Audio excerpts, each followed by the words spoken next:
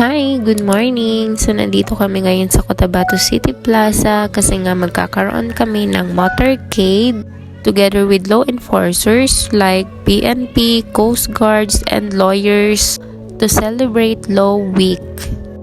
Masyadong maaga lang talaga kami sa meeting place. Ang saya, saya! Ang saya, saya! Clap your hands! Do yours. Kung makikita nyo, medyo marami na din kami and sa tabi ay mayroon na ring mga law enforcers. Ayan na, pa-start na kami and pa-jump off na din. So, simula kami dito sa Cotabato City Plaza hanggang sa loob ng ORG compound or sa bar.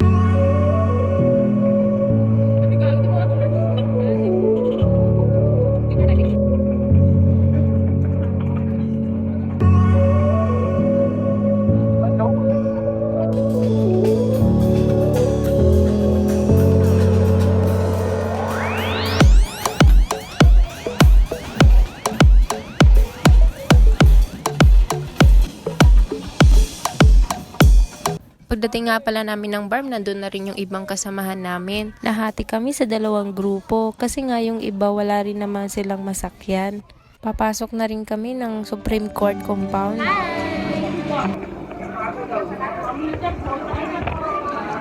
ano po yan, ma'am? Ay, ma'am o sir? Sir, ma'am, sir. Sir, ano yan, sir? Ayuda ito. Ayuda. Isa din pala sa program yung pag-donate ng dugo. Di ko na din pala may papakita yung buong nangyari dito. Basta nag-donate lang ng dugo yung mga kasamahan namin. Hi! Good morning! Day 2 na nga pala ng aming community program. Andito nga pala kami ngayon sa may Awang DOS Maguindanao. At papunta kami ngayon kung saan gaganapin yung aming tree planting. Kung makikita nyo, mga law enforcer din yung mga kasama namin dito. Sila pa rin, yung mga PNP, Coast Guards, and lawyers. Nabanggit ko na din ba na kami ay galing sa Colan System Technology and kami ay ang mga intern ng Criminology.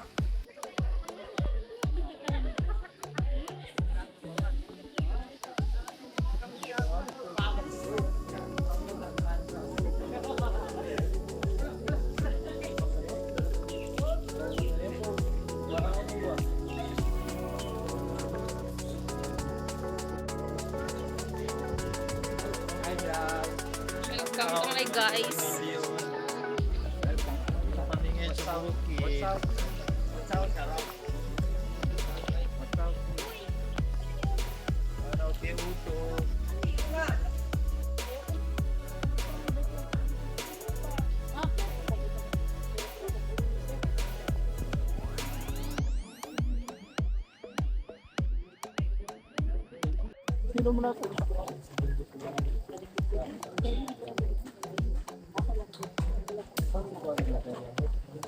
So, Bismillahirrahmanirrahim.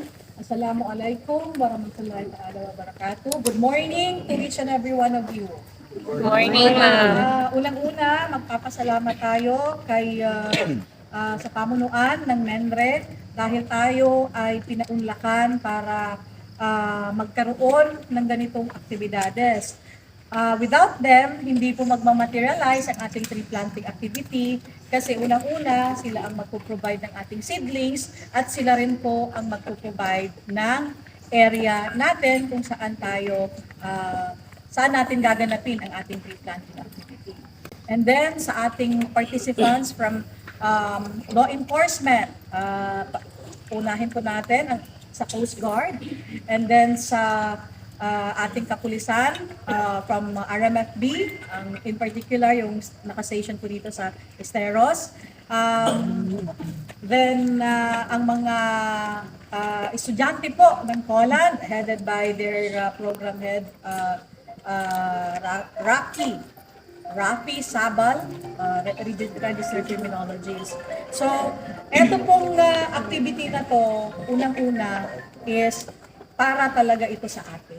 It's our time to share our social responsibility para sa Mother Earth. So, maganda na ang ating law enforcement, no, makikita mismo ng mga kabataan natin ngayon na pagdating ng araw, more on community engagement pa rin ang ating gagawin. No? Aside dun kasi sa pagpapatupad ng ating mandato, kinakailangan na i-strengthen yung community engagement. Assalamualaikum warahmatullahi taala wabarakatuh. To each and everyone, good morning po. Kami po ay talagang overwhelmed sa invitation ng IVP Cotabato Chapter headed by Attorney H. Ibrahim.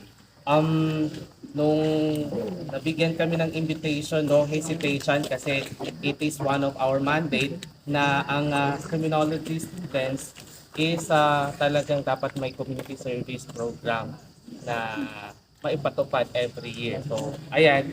And with the help of Mendre, nagpapasalamat kami kasi I think ito na yung siguro masimula na naman yung every year. Actually, dapat annual kasi meron kami yan. Oo. So, thankfully, nakasama namin kayo and sana magpatuloy-tuloy po ito. Kasi kami sa Poland po, talagang bahagi na po ng aming programa, ang community service starting 2002. So, sana po hindi na po mapaputol nito yung samahan natin. And I hope na one of our activities makasama rin natin kayo. Maraming salamat po. Support po ng pamunuan ng Philippine Coast Guard BAR. Sir? Magandang umaga po ulit sa ating lahat. Assalamualaikum. Kami po sa Philippine Coast Guard ay talagang nakikibahagi po talaga sa mga ganitong aktibidad. Lalo na po ito po ay, sabi nga ni ma'am, lahat ng government agency, mandato yan na pangalagaan yung ating kalikasan, no? Everyone's concerned yun. Sa Philippine Coast Guard po, gumagawa po talaga kami ng ganitong activities. Kasama po talaga to sa actually quarterly, ma'am.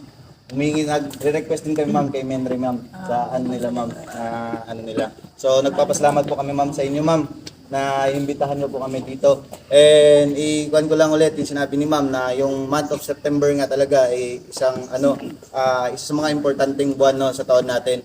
Sa maritime side, sa aming side po, nag-celebrate din po kami ngayon ng Maritime Archipelagic Nation Awareness Month po ngayong month of September. So, nagpapasalamat po kami, ma'am, ulit, ma'am, sa inyo, ma'am, sa Menre, sa ating akadim, sa ating kapulisan. Maraming salamat po sa pag-invite po sa amin. Sa side naman ng ating PNP, in particular sa Regional Mobile Force Company, Battalion, sir. Battalion Company. Kasi naka-station sila sa Esteros. Very good morning. Good morning sa nandito lahat. Hindi po sa aming company commander, sa kay Police Captain Villarreal. Nagpapasalamat po, ma'am. Nandito kami ngayon nandito rin sa ating activity. Ang ma-advise ko lang, isa puso natin yung pagtatanim dahil alam niyo naman ngayon yung ating yung mga puno at sino lang yung nagsiseryoso sa pagtatanim. Sana tuloy-tuloy natin ito, ma'am, na magtutulungan tayo sa pagtatanim. Maraming salamat po ulit. So explain lang po namin kung paano tayo magtanim gamit ang ating seedling. Pero alam niyo naman siguro, marunong naman siguro kayo, pero i-explain lang namin yung mga proper ways. Pupunta tayo doon sa planting site natin mamaya.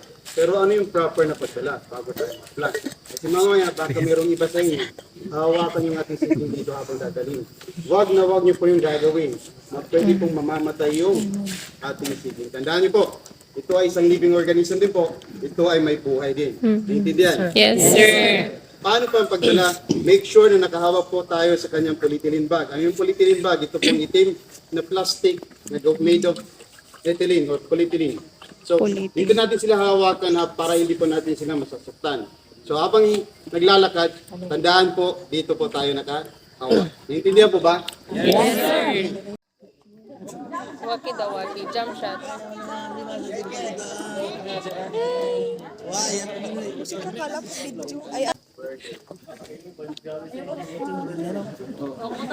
Wala ko picture.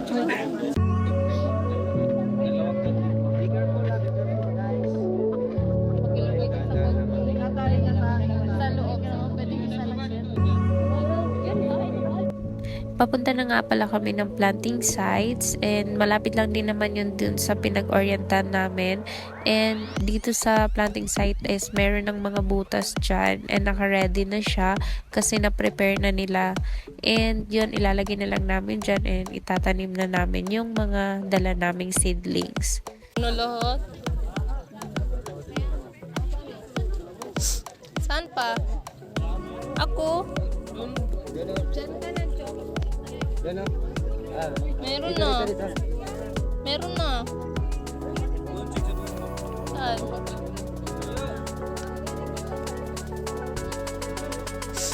Hanapan ng butas, besh. Hanapan ng butas. Sige nga naman, may mga butas kayo. Gago. Ay, tabi tayo, Ro. Dito ako. Yo, no? Ayan na, nahanap ko na yung butas. Ito? Butas. Okay, marami kami. Kasama ang Ako na magbutas. PNP, Coast Guard. Ano po yung kasama natin? Ano? Basta yun, importante. Mahalaga, no?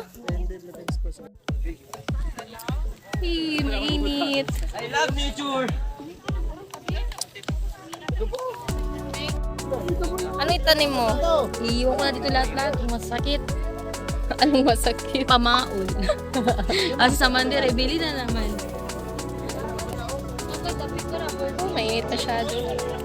Gabi, ang ganda ng vitamins ba? Doon, pa. Ano, grabe, may Diyos ko. Beshi, kawawa naman. Sino may sa akin ha? Sino? Magtanim ay di biro. Ay, grabe. Tanim na tayo.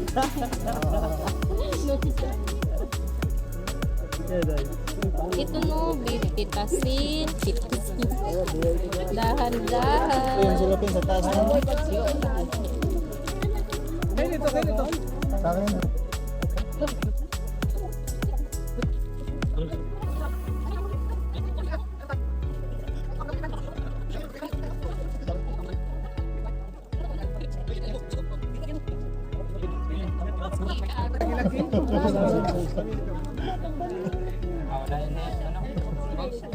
Ay, kakatapos lang namin magtanim. Isang seed lang sa akin. Sa kanila, di ko alam baka dalawa. Sa akin isa lang. Mabigat kasi. Yun, ngayon, pumalik na kami dito para mag-lunch. So, may dala silang lunch dyan. And makikikain kami. Okay. Bye! Second activity namin ito and hindi pa dito nagtatapos yung aming community service program and hindi ko lang sure kung makakasama ako sa susunod. Pupunta kasi kaming UP and hindi lahat ng intern ay makakasama doon. So hanggang dito na lang yung video ko guys and salamat sa panonood kung nakaabot ka man dito and sana naman may part 2 pa tong video ko na to. So hanggang dito na lang. Salamat sa panonood.